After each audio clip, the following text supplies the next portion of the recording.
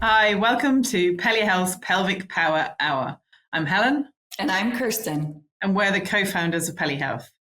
We're excited to welcome Bella Bablumian, founder of Imbody Wellness, to Pelly's Pelvic Power Hour. Bella holds a BA in behavioral psychology from UCLA and a master's in international health policy from Johns Hopkins University. She's a certified holistic wellness professional, Reiki, pranic healing, personal trainer, and has an extensive experience in public health, including her work with the World Bank, Ministry of Health of Brazil, leading HIV and other infectious disease behavioral change campaigns and health reform projects. In today's session, Bella will dive into the often overlooked pelvic floor and explore how movement, dance, breathwork, visualization from the Taoist integrative approach to longevity can release tension and restore balance, offering a holistic approach to our well-being. Welcome, Bella. Hi, Thank Bella. you, Kirsten. Thank you, Helen. So wonderful to be here. We're excited. Let's dive right in. So, Bella, can you start by telling us a little bit more about your journey and what your background is in working with health and what led you to create Imbody Wellness? Yes, my journey is a very personal one. It started with a lot of health issues that I was experiencing in my early 20s. So I went from being a really healthy young woman to a set of issues that a lot of doctors couldn't really understand. At best, I was getting palliative care. And at worst, I got some really scary diagnostics. And that's when I just decided that that wasn't really the life that I wanted for myself. And I started looking for my own answers. And that has been my journey, ever since. But I mean, I did heal my own problem, but it was because I really went after understanding like what are the components and what are the pillars of our health and well-being. And so I went to study holistic nutrition. That's why I became a holistic nutritional therapist. Then I studied how exercise affects our health, so the physical and physiological aspects of our health. Psychology to understand how our mental health affects our physical health and how our thoughts sometimes really shape, how we feel and influence our physical health as well. And I even went on to study, public health and international policy because I saw that a lot of the issues are also policy related, because people's behaviors can be shifted by the way we change policies and with communication campaigns. And that's where I did a lot of my work in my first part of my career, which was really about, HIV/AIDS prevention campaigns with ministries of health and, how do we change people's behaviors at that level. But when I was in that, kind of disease prevention world, I realized I'm tired of working with disease and I want to work with well-being. And, kind of guiding myself from my experience of recovering from something really heavy and really, that took me 4 years to recover from, I just felt like I really owed it to other people to bring all of this knowledge into one place and share it in a concise and really easy to follow manner, right? And that's how Embody started as an idea, really. I was living in Brazil at the time. I traveled there for my work and I ended up staying. And so it was just like it was actually when I was pregnant, and we're going to actually discuss this. It was when I was pregnant and my creative force was at its highest, where I said, abandon everything. I'm starting something new. And that's how it started. We'll delve more into what's within Embody Wellness because it really has to do with, but I don't want to overextend this answer. Yeah. But that's the journey, the beginning of the journey. Yeah, well, thank you, one, for sharing your personal journey with us. And two, you have just such a diverse background with Taoist principles, yoga, and traditional as well as holistic practices. And something I'm hearing from you right now is you have incredible resilience. And I'm wondering if you could share just a little bit with our audience is the mental capacity, right? It sounds like you were given a diagnosis that was quite heavy. You were propelled to create something and you continued down that health track. And the reason I bring that up is because there is such a connection between pelvic health and mental health. you are much more likely to suffer a mental health challenge if you are experiencing pelvic floor dysfunction. And that could be said with any health issue. So can you talk just a little bit about that kind of inner resiliency that you have? And because I think that might help people listening. I could write a book about this, and I actually am writing a book about this. But all right, I love it. It's a long story, but it started when I was living in the Soviet times, and like this war-ridden Armenia, where I'm from, and we were going through they call it the dark years, because it was like really, we didn't have electricity, we didn't know what was happening, and it was just really a bleak situation. And I just remember that somehow my family made it. I never experienced any negative feelings around this, right? And we would sit around the table, and I just really remembered feeling like everything is going to be great, and I envisioned a different future for myself. And sure enough, like 3 years later, we ended up moving to Russia, and then moving to the US, and then my whole future changed. And I think as a child, that really stuck with me, that no matter how difficult situations can be, and like to many people it was the end of the world, like it was an end of the world in a certain way, but to me, I just always saw that there's always a different possibility. And so when I got this diagnostic from a doctor, I just said no, like I don't want that for my life. And it might sound crazy to a lot of people, but in my head I knew, and then later I studied this also, but that our thoughts can actually influence our reality. And it's a very direct process physiologically, because when you think a certain thought, it releases certain, neurochemicals activate, and you release certain hormones, and that influences how your whole physiology, chemistry of your body is, and that can change your reality. In my case, just like that belief always guided me through life, that I can be healthy and well. And I really believe that for other people. And everything is interconnected. To me, mental, emotional, physical, and as we'll talk about, sexual health are totally interconnected. So thank you. Yeah, I just want to know a little bit more about that, if you can expand on that, because I think, where Peli Health comes from and where you're coming from, the core of everything we want to achieve and that we're doing is more the holistic approach to pelvic health. And in your case, as you want to allude on, you have more of an integrated methodology. So you're looking at numerous different disciplines that you're bringing in and fusing them all together, like the principles of Tao Yoga, for example, or other disciplines. And I just wondered if you could explain, for those who are listening, just break it down for us, as in, how is this different to more traditional approaches to treatment or to therapy? How does this work? Thank you for that question. I love that question, because that leads me to the second phase. Like when I decided to start Imbody Wellness in Brazil, I didn't really know what exactly it was going to be like. But I knew that I just wanted to incorporate all of this knowledge that I acquired that helped me, and that I could really believe that it could help other people. So then I started looking for a way to integrate it, because it's like one of the most difficult things is just there's too much information out there. When we have a problem, we just have no idea where to start, especially now with AI and all these. You get lost, and then you think you have a terminal disease, and it's horrible, right? Like it's a mixed blessing to have all this information. So I come from a family of scientists, and I always thought, like, why is there so much beautiful, incredible, like, work being done in science, and yet we can't use it? So it's always been for me about, how do I condense and make this knowledge concise and easy to use? And so there were two things that happened. A is that I brought in a methodology from the public health space, which is like, you can give people all the knowledge you can, but if they don't shift their mind, belief systems, they will never incorporate. So that's really important, to shift our mindset. And so, and also, if they think it's too difficult, they also, like, you have to show them how to make it something easy and enjoyable.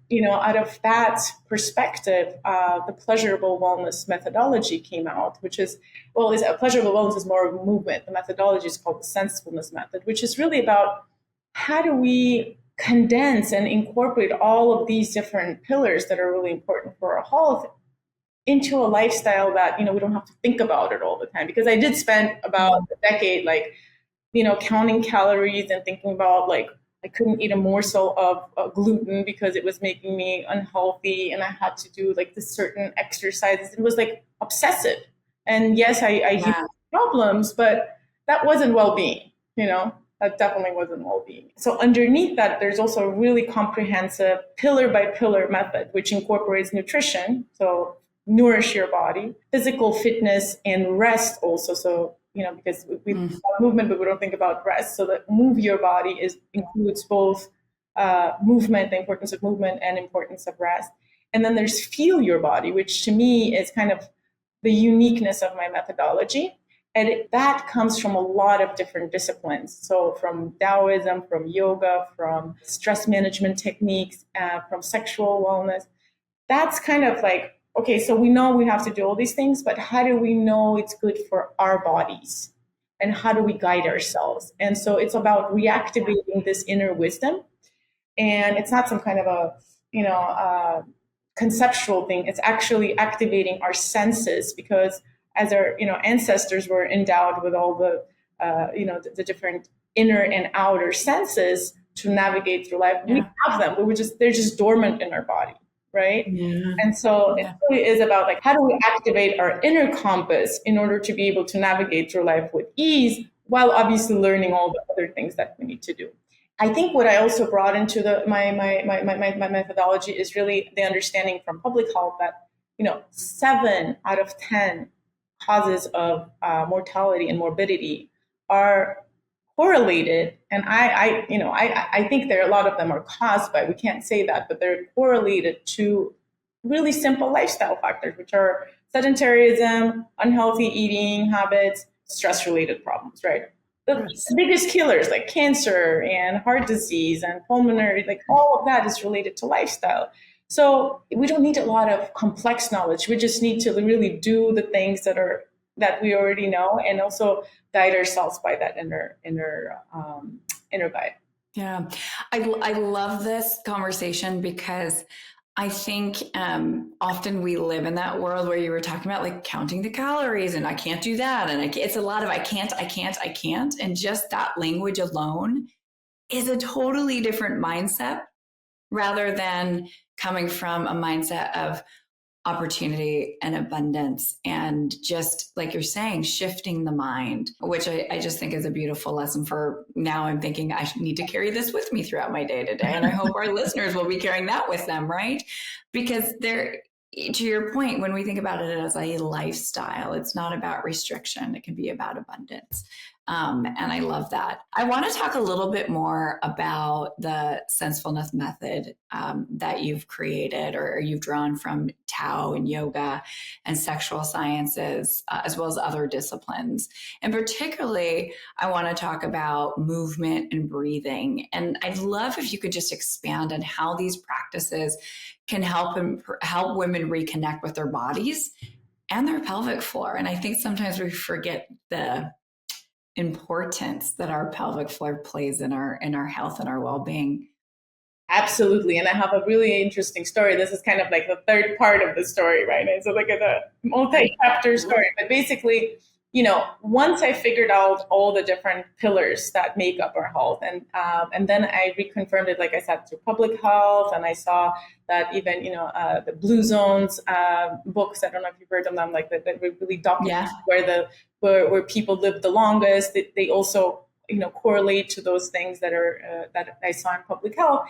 And then I was very lucky to come across the Taoist teachings. And it happened because it was really open in my studio in Rio to receiving very unique professionals and kind of knowledge that I wanted to learn. So I was very selfish about it. I want to bring people that I want to learn and share the knowledge with others. So this woman who was actually a Chinese medicine practitioner came in, this practitioner, and she also incorporated a lot of the Taoist practices into her teachings. And so I kind of gave her the room to teach some of the courses, but I was a little hesitant because I didn't know very much about it. So I kept kind of participating in the classes. And it was about the long forgotten pillar of longevity, according to Taoism. Because the three are very well known. It's eating, movement, breathing, which is also overlooked. But the fourth one, the main one actually, was the sexual energy activation, or for them, it's equivalent to vital energy activation. And what that is basically, yes, you can nourish your body with healthy foods and you can move your energy with the movement and breathing, but you're born with a certain amount of that life force and vital energy, when you're conceived. And of course, you're conceived through sexual energy. So it's almost like you're given this set amount of that energy, and that energy sits at the core of our body. So, in yoga, it's your second chakra. In Taoism, it's like the lower abdomen area. So that's where we're getting to the pelvic area. So I started listening to this and I was like, this is so interesting, because scientifically also, it's like this area holds so much of our organs, nerve endings, all of the blood vessels, and they're sexual organs, but they're also all kinds of, everything is there. Digestion is there. The psoas muscles are here. And so it's like, how do we ignore this area altogether, right? And so I started doing the exercises, which are really, I'll share some of them with you, but it was like breathing exercises, some movement exercises, very simple, some Kegel exercises, very in a different shape and form. Some using inner weights, others just moving the muscles, the inner muscles. Visualization also, and really reactivating this whole area. And I was sort of very hesitant about this, right? But after 3 months, and this was happening, this was our most sold out course, right? After 3 months, I woke up one day and I literally was like, oh my goodness, like the world seems like it went from black and white to colored movie. It was a really powerful experience for me. And then I shared it with my teacher, and she was like, "Well, yeah, you reactivated this vital force, your sexual energy." And from that moment, all of the other pillars of my health kind of fell into being. I stopped worrying about so much about the food and the movement, and yes, I actually did them because that's my body just knew what was the right thing to do.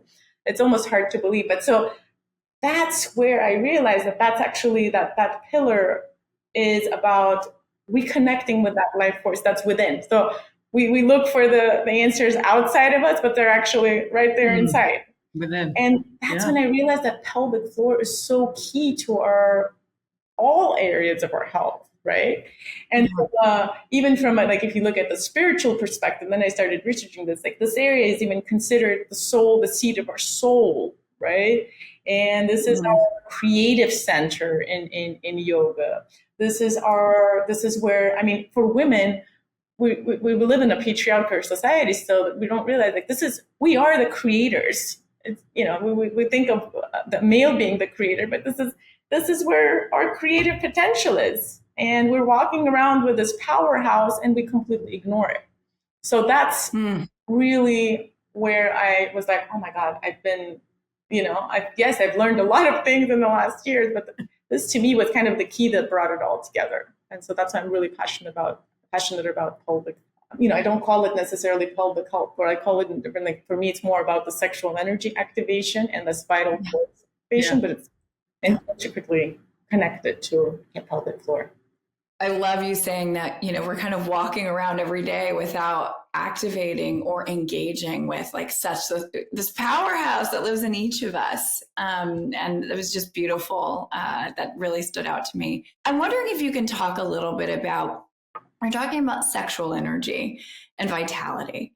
And I think sometimes that can immediately translate to sex and orgasms. But what you're talking about is much bigger than that. Can you just dive into that for our audience? Because yes. I think, especially in our society, when you hear sexual or sex, it's immediate to those things, but it's much greater than that in the essence of who we are. I'm so grateful for this question, because this is, I think, the core of where everything goes wrong, right? Because we have taken sexuality completely out of context and reduced it down to intercourse, which is an important part, but don't get me wrong, there's a lot of health benefits, and whatever. It's and it's an amazing experience, but sexuality starts way before we meet anyone. Sexuality is actually, again, according to Taoism, it's our vital force. It's exactly one and the same as our vital force. If you wake up lethargic and tired and unexcited about life, it's that energy that you're missing,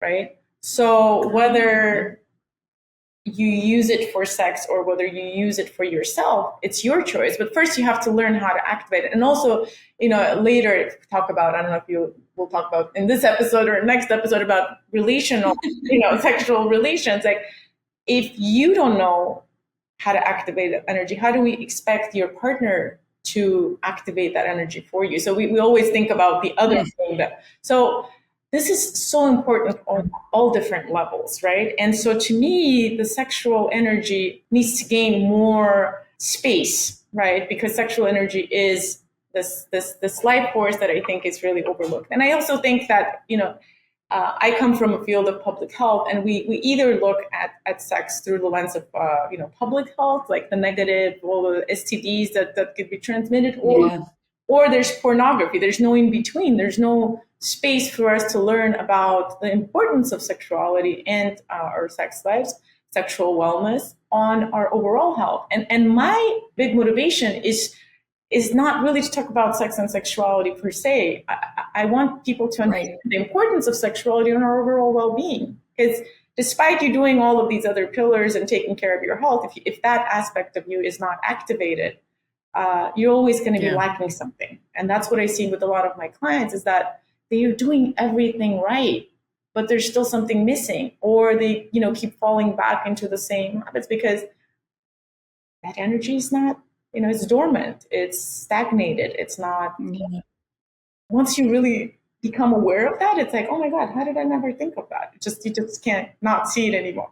So I feel very passionate about it because it's like goes into all these other areas of our life, and mental health, physical health, emotional health, relational health. And I think actually, Bella, just on that, we talk about activating it, and it sounds so simple, but I know that it takes a lot of work to be able to do that.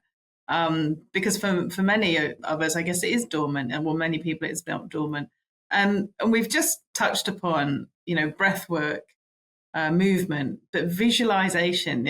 I think that's a tough one for people to get their heads around sometimes. But it's also a big part of restoring that balance, right? That balance to your life, and also to pelvic health that we're talking about.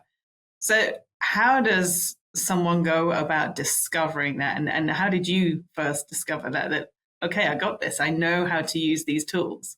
Is it easy? Is it just someone shows you and you do it? Or is it, I guess it's a work in progress?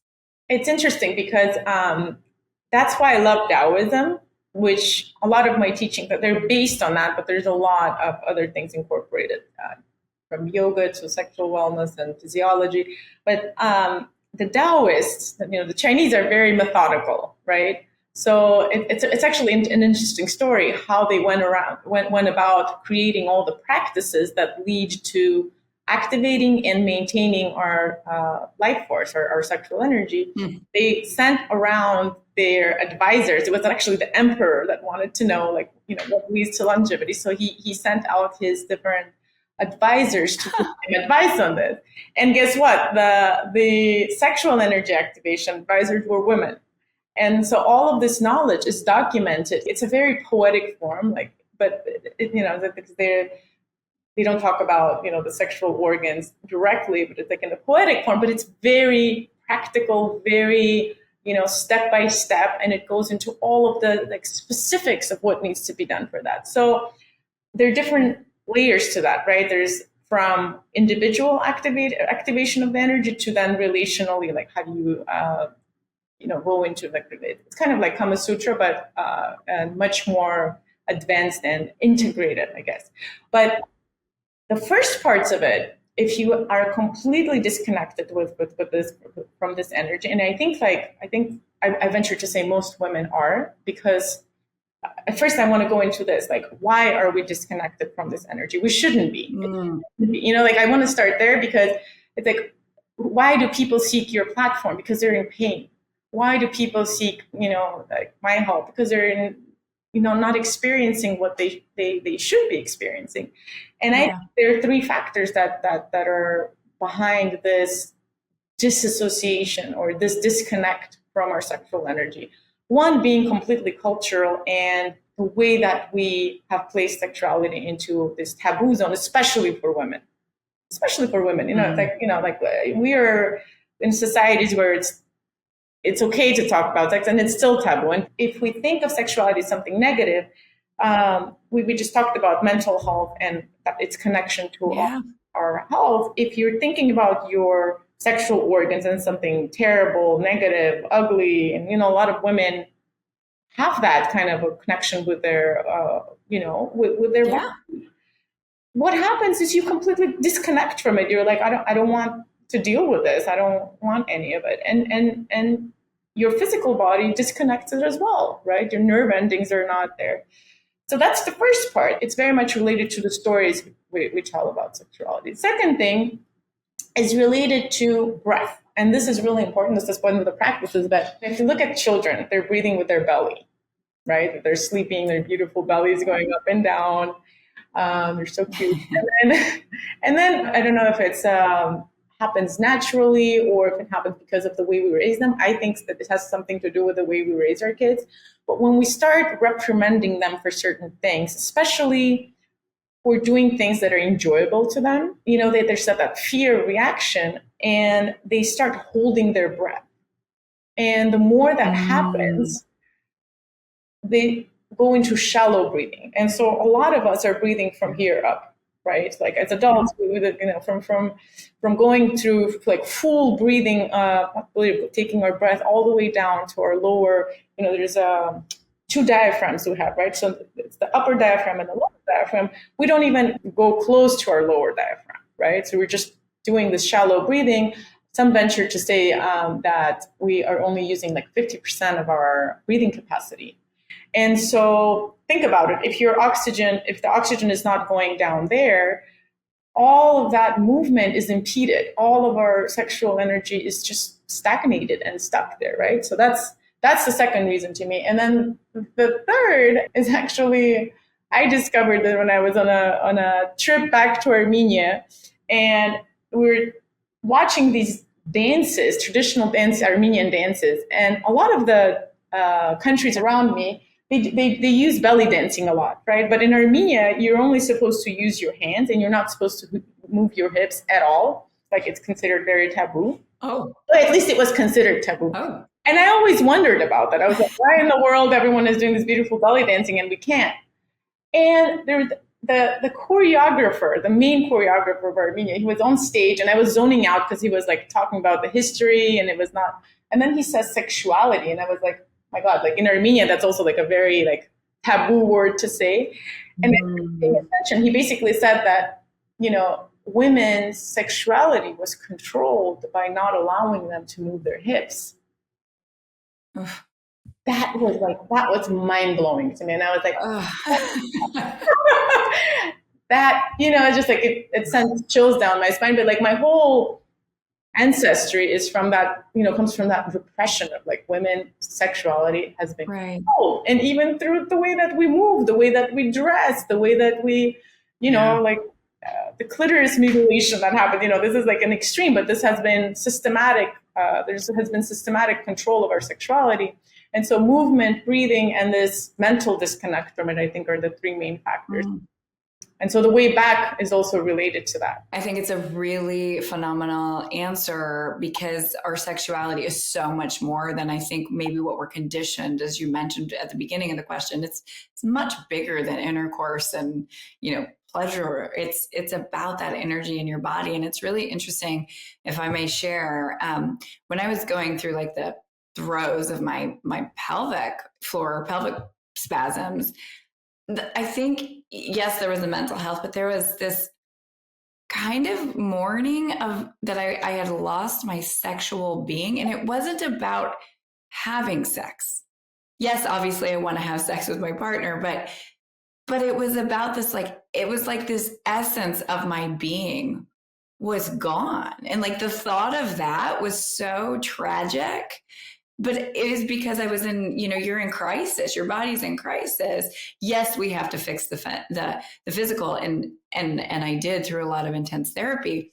But just because the therapy was done, that's when the other work began. Now I can start, because I wasn't like this. I had to let the body release and fix, but then I had to start working on the mental and then the sexual. Like, how do you bring that back? So I think what you're talking about is really beautiful. And again, it wasn't about sex. It wasn't about having sex. It was that feeling, that energy that we embody that for me, and made me really ignorantly, like, I didn't even know that was with me until I didn't have it. And man, that feeling of like, where did that part of me go was oddly devastating. And I didn't even know it was a thing that I was losing. You know what I mean? 100%. No, I went through the same thing, actually. When I was just really lucky, because for me, it was just like losing libido. Like after having my first child, I was like, huge. It's just like you become the hormones, right? It's like you're fully into good. And I thought, I was like, well, I was 33 at the time, and I was like, well, I guess that's normal. And this leads us to one of the, I think, questions you had, like, we all consider these things normal, and there's nothing normal about it. But I was lucky because that Andrea, the woman, the professional that was teaching us these beautiful techniques, was there in my life at that time, and I didn't even put two things together. But when I went from that black and white to colored movie, like, my libido was completely back, and I was like, oh my goodness, like, everyone is like good looking all of a sudden again, and I feel you feel great. Oh, we all want a bit of that. I love it. Speaking about some of these techniques, Bella, I'm wondering if we could invite you to share an example or a simple practice that our listeners can try at home to release some of the pelvic floor tension and or to kind of invigorate maybe some of their vitality. Is that something you'd be willing to share? Yes. I mean, there's a lot, and it seems very simple, but I just want to warn that, like, this is in practice, right? So the more you do it, the more results you will get. It's not like you will, go from one day to another feeling the results, but you really have to trust that this is going to happen. So first of all, you have to understand that your body down there, right, in the pelvic area it's and especially all of your female organs are very muscly, right? So it's a muscle that can be trained, just like, we go to the gym and we have our weights, and we know of the importance of keeping our muscles both strong and stretchable and supple, right? Like we know of that importance. But somehow when it comes to our inner musculature, we forget about that. So the exercises are really related to how do we keep that muscle. First of all, how do we activate it? Because most of us don't even know it exists, right? We don't even know it's a muscle. Right. So the first step is really awareness, right? If you have a meditative practice or, some kind of a quiet space where you can sit down and really take a couple of deep breaths. Maybe let's just start with that. So first, I really recommend going into a quiet space where you're not going to be disturbed, preferably closing your eyes and really centering yourself, right? So you want to really be seated in a way where you feel supported by your chair and where you feel your sit bones fully supported so you can let go. When you do that, just really move around and feel that pelvic area, touching the chair, just connect to the sensation of how it feels. And now we're going to take a couple of deep breaths with the intention of really driving a lot of the vital force that exists outside into this area, right? So we're going to breathe in with our nose and breathe out with our mouth. Simple breath in, and I really suggest making some noise when you do that so you can feel the air touching your nostrils and circulating through your whole body. So take a breath in, and then on the way out, make any kind of sound that really represents allowing that stagnated energy to come out. So once again, Deep breath in. Very important when we're taking the breath in is to expand our belly. It's important to breathe with our belly. This part should not be moving at all. If you have someone like hold their hands down on you, like they're like, hold my shoulders. Don't do this. It's your belly in and out, in and out. I know as women we try to hold our bellies in to look, like we have butt and stuff. That went away for me years ago. So that's really important. So as you're doing that, let's do that again, really focusing on the belly. So breath in. And when you take that breath completely out, you've created a certain vacuum down there where there's no oxygen now, right? Really hold that space. Without any air down there, you're going to start squeezing everything. So this is what it's gonna look like. So your anal and vaginal sphincters are, this muscular structures, so you can squeeze them as hard as you can. And the same thing is going to happen in your belly. So you're going to squeeze your belly. And so what we're doing, two locks that we have that are basically, they tighten and release, tighten and release. And by doing that, they allow the air to go down and up. And with that, all the flow of oxygen, flow of blood, flow of lymphatic fluid. So let's try this again. We're going to add these steps one at a time. Sit bones, very comfortable in the chair. Take a deep breath in.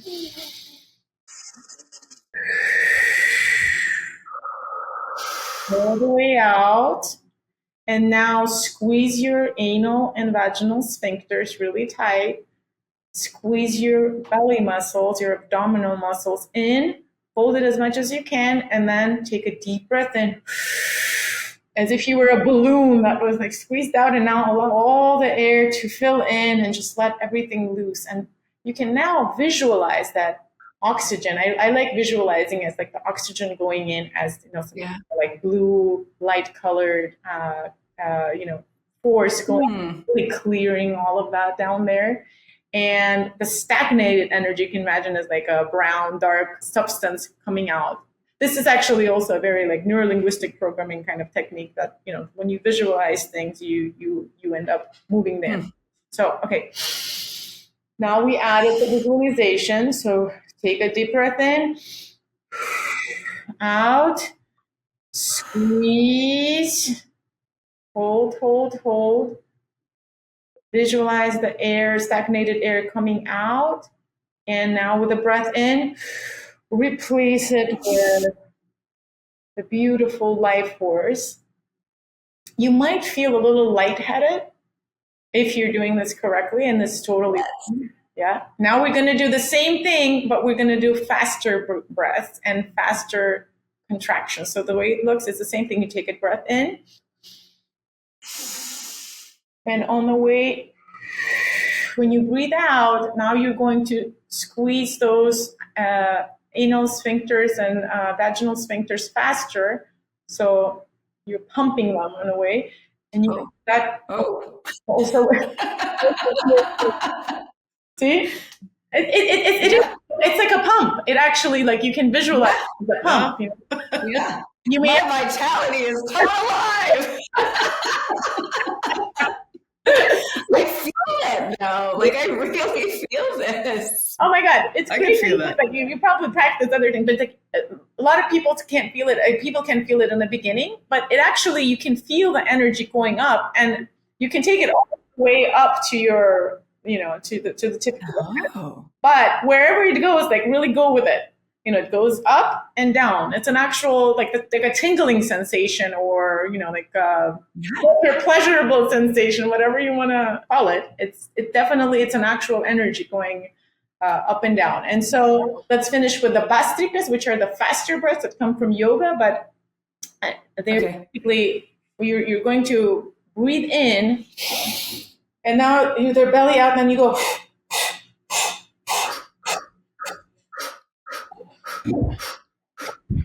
I'm feeling my belly. I'm feeling my belly and my boobs and everything going. We shouldn't do that. Not a chicken. It's not a dance move. But that's like a workout. It's I a need some practice workout, of and that. it's an actual workout for your core muscles, but it goes beyond the Yeah. core muscles. It really reaches all the other muscles. And then when we get more advanced, you learn to like suck your belly in to create even more vacuum and suction in there. And then you can start like massaging the inner organs with the belly movement. And people always ask me like, "Oh my God, how many ab exercises you do?" I actually don't do any of the regular ab exercises. This is the only thing I practice, and it doesn't even take any effort. And it also takes care of like your physical, aesthetics and your physical health. So Yeah. try it at home first, but you can do it like when you're stuck in traffic and you like really start practicing these exercises. So Yeah. that's just the basics, right?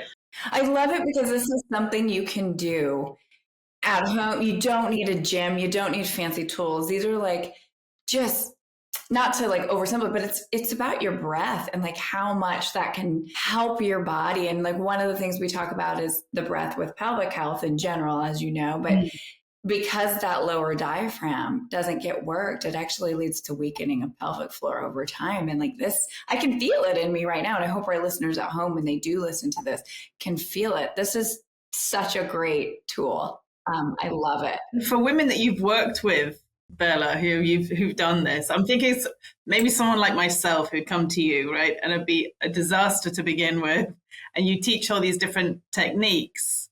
Have you seen the transformation in women? Have you got examples of where you said, "Wow, someone came in, maybe a non-believer in this kind of work as well, and then has seen a transformation"? It depends, right, where the woman is and how open she is at the time. And again, this is just what I showed you was just the breathing and the bandhas, right? So Right. the lock. Mm-hmm.